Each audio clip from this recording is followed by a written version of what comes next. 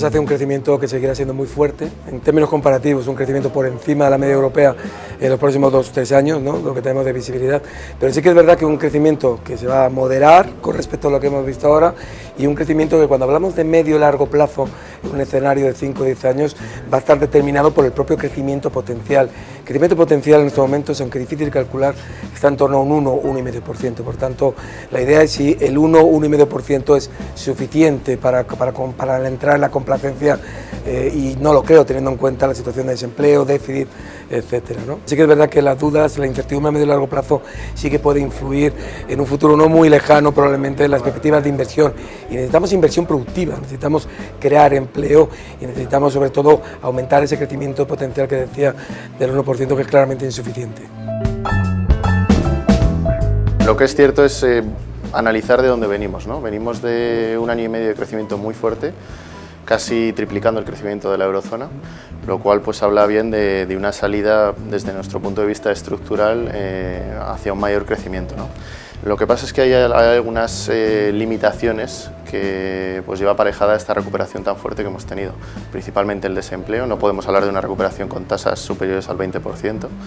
Y en segundo lugar, por un lastre del sector público, ¿no? Con estos déficits tan elevados por encima del 5% 2 años seguidos, que al final alimentan el crecimiento en el corto plazo, pero suponen una remora en el largo plazo, porque al final hay que financiarlos, ¿no? Esa deuda vía impuestos o vía favorecidos por unos costes financieros muy bajos, promovidos por un Banco Central Europeo ahora mismo.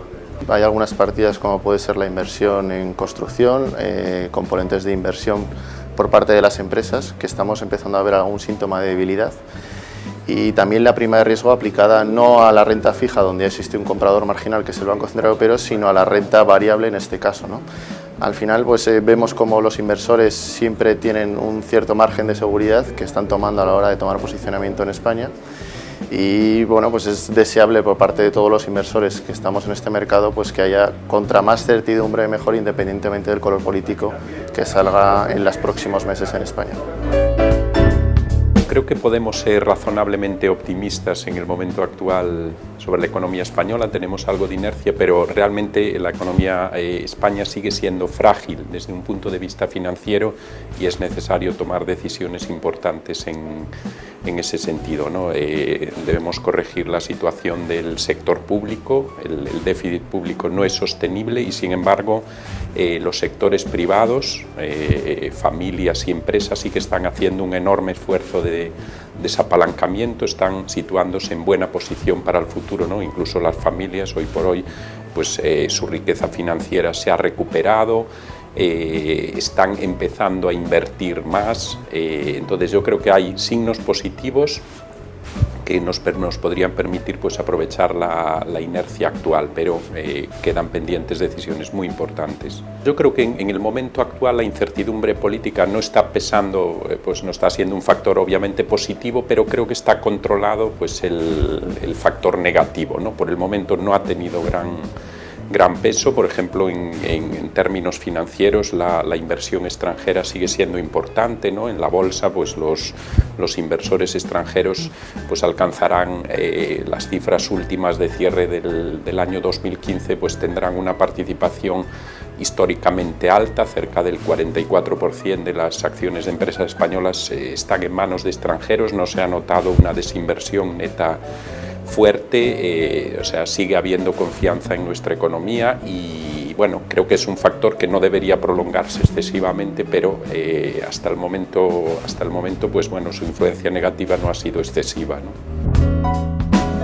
La economía española claramente está en una fase de recuperación en la que está perdiendo algo de fuelle de corto plazo y en la que los retos no son tanto de corto plazo, puesto que venimos sostenidos por palancas externas como los tipos de interés ultrabajos, como el petróleo muy bajo, pero donde nos faltan quizá las reformas estructurales. Es en esa hoja de ruta de largo plazo donde tenemos que poner el acento, y en ese sentido pues lo que podemos esperar es que converja hacia su crecimiento potencial, que será más bajo que el actual, pero lo que no podemos parar es de cejar en el empeño de seguir haciendo nuestra economía mucho más competitiva, una economía que se permita ser, desde el punto de vista de las ganancias de productividad, top respecto a sus competidores. La incertidumbre siempre es un componente del cóctel de la confianza crítico. Si no tenemos gobierno, difícilmente pues, podremos avanzar en la hoja de ruta de las reformas estructurales.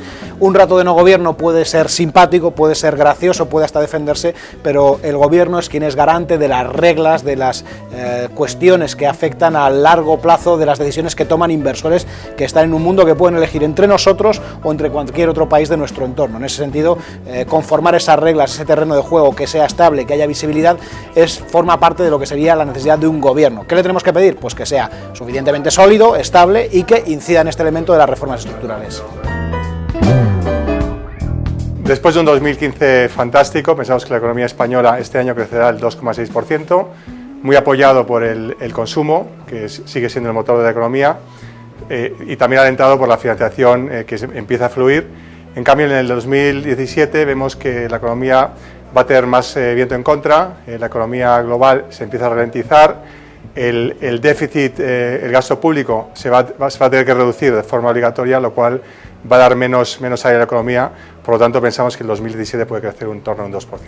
Pensamos que la economía tiene cierto impulso y que es como una especie de buque que ya se va moviendo.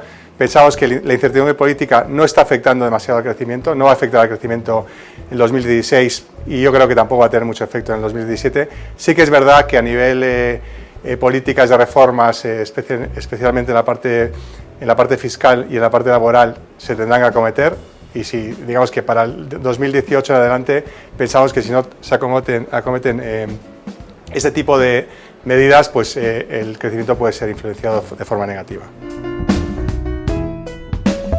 La economía española va hacia máximos históricos que llevamos pues desde el segundo trimestre de 2008, 8 años ya esperando. Entonces estamos viviendo una recuperación muy intensa, pero retrasada, con equilibrios macroeconómicos, una situación macroeconómica más equilibrada que la que teníamos en 2006 o en 2007, pero muy vulnerable por dos razones, por las dificultades que tiene la economía española para crear empleo y por la situación, por la consolidación fiscal y la gran falta de consenso que tiene hoy España en temas fundamentales, sobre todo estos dos, cómo deben de ser las relaciones laborales en España y cuál es el papel, el déficit y las prioridades que debe de tener el sector público y las administraciones públicas españolas. España puede presumir de tener el peor modelo de relaciones laborales del mundo. Es el único país del mundo que ha tenido en los últimos 30 años, 7 o 9 años, una tasa de paro por encima del 20% y solo 3, una por debajo del 10%.